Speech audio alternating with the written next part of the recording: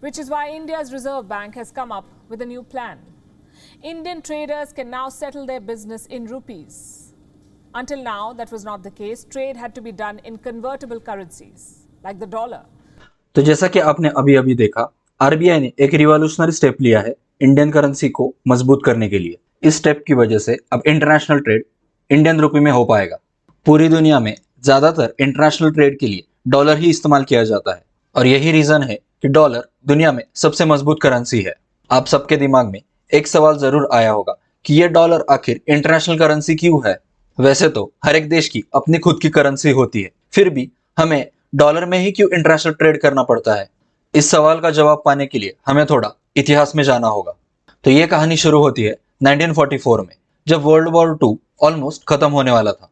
World war 2 की वजह से कई सारे देशों की इकोनॉमी कोलैप्स हो गई थी और इन सारे देशों के सामने अब एक ही सवाल था कि वर्ल्ड वॉर 2 में जो देश बर्बाद हुए हैं, इन सब देशों का पुनर्निर्माण अब कैसे किया जाए।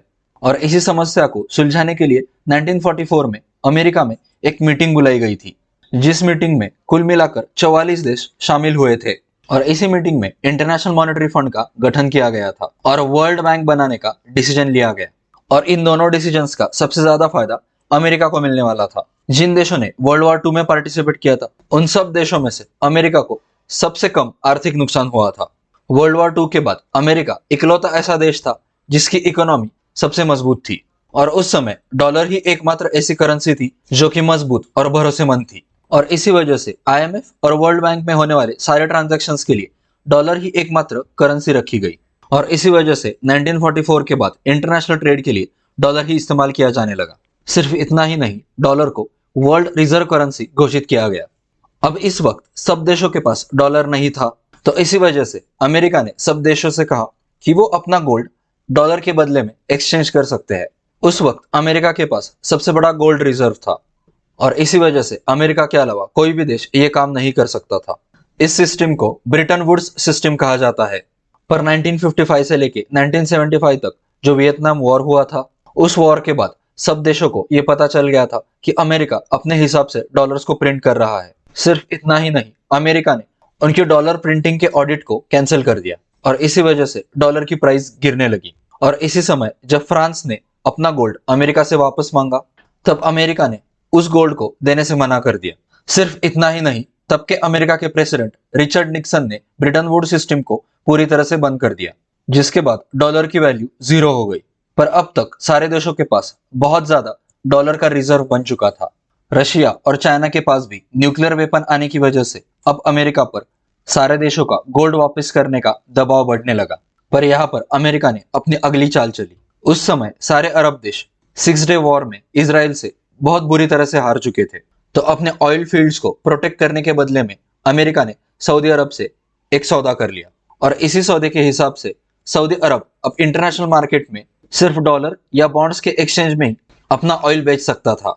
जिसके बाद धीरे धीरे अमेरिका की डर की वजह से सारे अरब देशों ने अपना ऑयल सिर्फ डॉलर या फिर बॉन्ड्स के एक्सचेंज में बेचना स्टार्ट कर दिया और यहीं से शुरुआत हुई पेट्रो डॉलर की।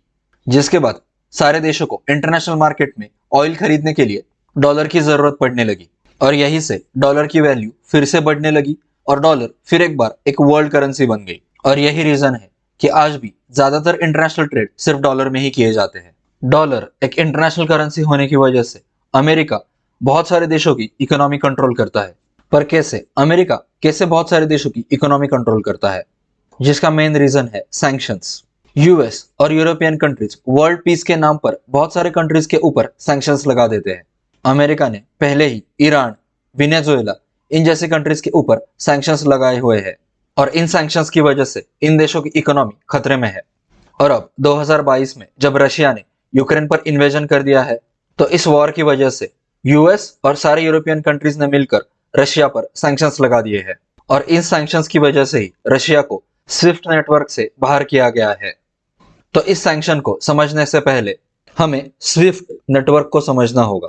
तो चलिए समझते हैं आखिर स्विफ्ट नेटवर्क काम कैसे करता है।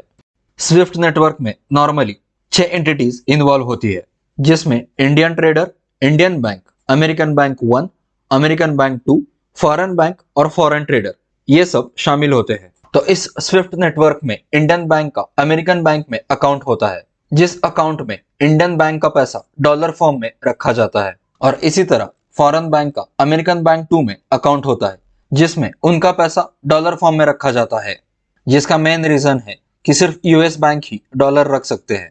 अब मान लो कि कोई इंडियन ट्रेडर सऊदी अरब से 1 करोड़ रुपीस के गुड्स खरीदना चाहता है, तो इस सिनारियो में उस इंडियन ट्रेडर को 1 करोड़ रुपीस अपने इंडियन बैंक को देने होंगे, जिसके बाद वो ट्रेडर अपने बैंक को रिक्वेस्ट करेगा सेम अमाउंट के डॉलर्स सऊदी अरब के बिजनेसमैन के अकाउंट में ट्रांसफर किए जाए। तो अब जब इंडियन बैंक के पास 1 करोड़ रुपीस है, तो अब ये इंडियन बैंक अमेरिकन बैंक को मैसेज भेजता है 1 करोड़ रुपीस वर्थ के डॉलर्स अमेरिकन बैंक 1 से सऊदी अरब के अमेरिकन बैंक 2 के डॉलर अकाउंट में ट्रांसफर किए जाए। तो अगर हम 80 rupees is equal to $1 consider करें, तो अमेरिकन बैंक 1 जिसमें इंडियन बैंक का डॉलर अकाउंट है, उस अकाउंट से अमेरिकन बैंक 2 जिसमें सऊदी अरब का डॉलर अकाउंट है, उसमें $125,000 ट्रांसफर किए जाएंगे। और जब अमेरिकन बैंक 2 के पास 1 करोड़ रुपीस के डॉलर्स आ जाएंगे, तब अमेरिकन बैंक 2 सऊदी अरब के बैंक को मैसेज भेजेगा कि $125,000 के इक्विवेलेंट सऊदी रियाल उस सऊदी बिजनेसमैन को ट्रांसफर किए जाए।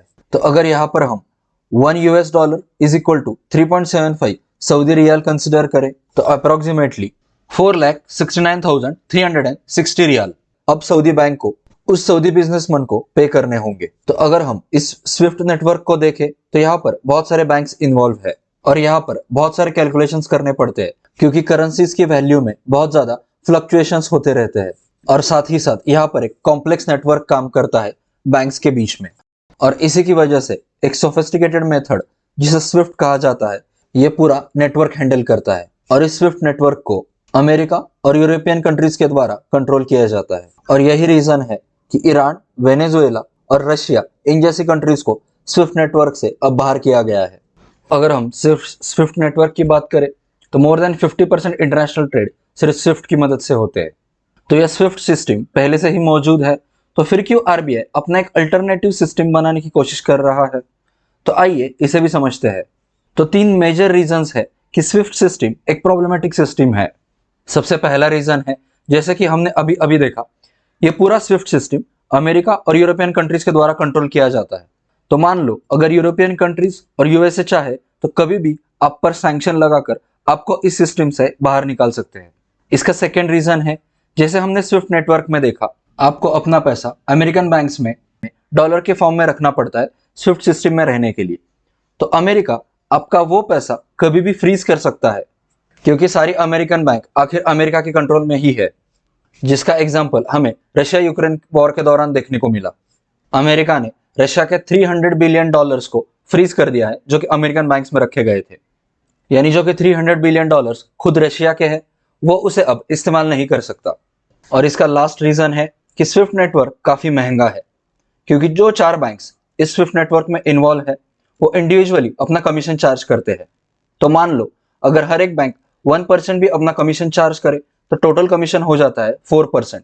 यानी अगर आप 100 करोड़ रुपीज स्विफ्ट नेटवर्क के द्वारा ट्रांसफर करते हो, तो आपको 4 करोड़ रुपीज का कमीशन देना होगा। तो अगर हम आसान भाषा में देखें, तो भले ही इंडिया का कुछ भी लेना देना नहीं है रशिया यूक्रेन वॉर से, फिर भी अब इंडिया स्विफ्ट की मदद से रशिया के साथ ट्रेड नहीं कर सकता, क्योंकि यूएस और यूरोपियन कंट्रीज ने रशिया को कट ऑफ कर दिया है स्विफ्ट नेटवर्क से। और यही कुछ मेजर रीजंस है कि आरबीआई अपना एक अल्टरनेटिव सिस्टम बना रहा है। You know, somewhere Europe has to grow out of the mindset that Europe's problems are the world's problems, but the world's problems are not Europe's problems. That if it is you, it's yours. If it is me, it's ours. Tell me if buying Russian gas is not funding the war? I mean, why is it's only Indian money and oil coming to India which funds, but it's not gas coming to Europe which funds? If countries in Europe and the West and the United States are so concerned, why don't they allow Iranian oil to come into the market? Why don't they allow Venezuelan oil to come into the market? I mean, they've squeezed every other source of oil we have. And then say, okay guys, you must not go into the market and get the best deal for your people. तो जैसा कि हमने अभी अभी देखा, US और European countries अपने हिसाब से कई सारे देशों पर सैंक्शंस लगाते हैं, और जिसका खामियाजा इंडिया जैसे देश को भुगतना पड़ता है। और इन्हीं सैंक्शंस से बचने के लिए इंडिया ने अब एक अल्टरनेटिव सिस्टम बनाया है। तो अगर हम आरबीआई के द्वारा जारी किया न्यू नोटिफिकेशन देखें तो उसमें लिखा गया है कि अब इंटरनेशनल ट्रेड इंडियन रुपये में किया जा सकता है विद द वॉस्ट्रो अकाउंट। तो आप सोच रहे होंगे कि आखिर वॉस्ट्रो अकाउंट क्या है, ये वॉस्ट्रो अकाउंट आखिर काम कैसे करेगा और इस वॉस्ट्रो अकाउंट के इंडिया को क्या क्या बेनिफिट्स है, तो आइए इसे भी समझते हैं। तो मान लो एक इंडियन ट्रेडर को एक रशियन कंपनी के साथ एक ट्रेड करना है और जबकि अब रशिया को स्विफ्ट नेटवर्क से बाहर कर दिया है तो ये इंडियन ट्रेडर अब स्विफ्ट नेटवर्क का इस्तेमाल नहीं कर सकता। तो नाउ अब रशियन कंपनी का एक अकाउंट है जो कि रशियन बैंक में है जिसमें रूबेल के फॉर्म में पैसा रखा गया है। अब उसी बैंक का एक इंडियन बैंक में अकाउंट होगा जिसमें इंडियन रुपीस के फॉर्म में पैसा रखा जाएगा और इसी अकाउंट को वॉस्ट्रो अकाउंट कहते हैं।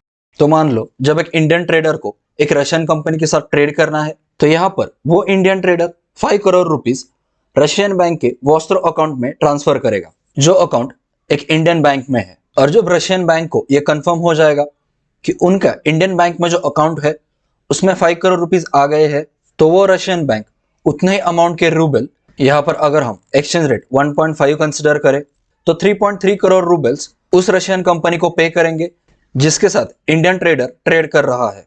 और अब ऐसे ही स्विफ्ट नेटवर्क की बजाय वॉस्ट्रो अकाउंट की मदद से रशियन कंपनी के पास 3.3 करोड़ रूबल्स आ जाएंगे।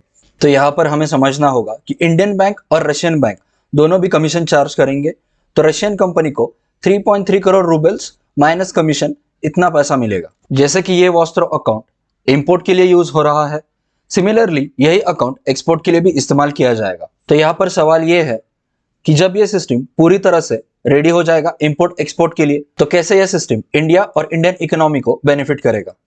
तो इसका सबसे बड़ा बेनिफिट है कि हम रशिया जैसे कंट्रीज के साथ आराम से ट्रेड कर पाएंगे जिस कंट्री को स्विफ्ट से बैन किया हुआ है।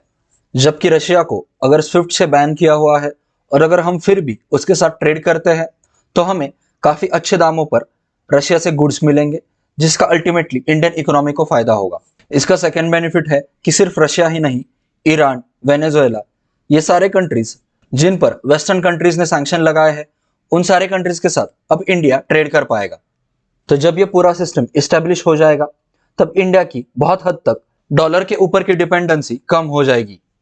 साथ ही साथ इंडिया काफी हद तक सैंक्शन से बच जाएगा। सिर्फ इतना ही नहीं, जो एक्सचेंज रेट चल रहा है अभी मार्केट में उस एक्सचेंज रेट में इंडियन रुपी को थोड़ा एडवांटेज मिलेगा। और यहाँ पर एक गेम चेंजिंग फैक्टर यही है कि अब इंडिया डायरेक्टली डॉलर को चैलेंज कर रहा है अपना एक नया सिस्टम बनाकर। तो जाहिर सी बात है यूएसए और वेस्टर्न कंट्रीज इस मूव से बिल्कुल भी खुश नहीं होंगे। तो फ्यूचर में आगे चलकर शायद इंडिया को यूएस और वेस्टर्न कंट्रीज की ओर से कुछ सैंक्शंस या फिर थ्रेट का सामना करना पड़ सकता है। तो आपको आरबीआई की इस न्यू स्ट्रेटेजी के बारे में जानकर कैसा लगा ये मुझे कमेंट सेक्शन में जरूर बताना। अगर आपको वीडियो पसंद आई हो तो इसे लाइक कर देना और ऐसे ही अच्छे अच्छे वीडियोस के लिए चैनल को सब्सक्राइब कर देना। तब तक मिलते हैं अगली वीडियो में।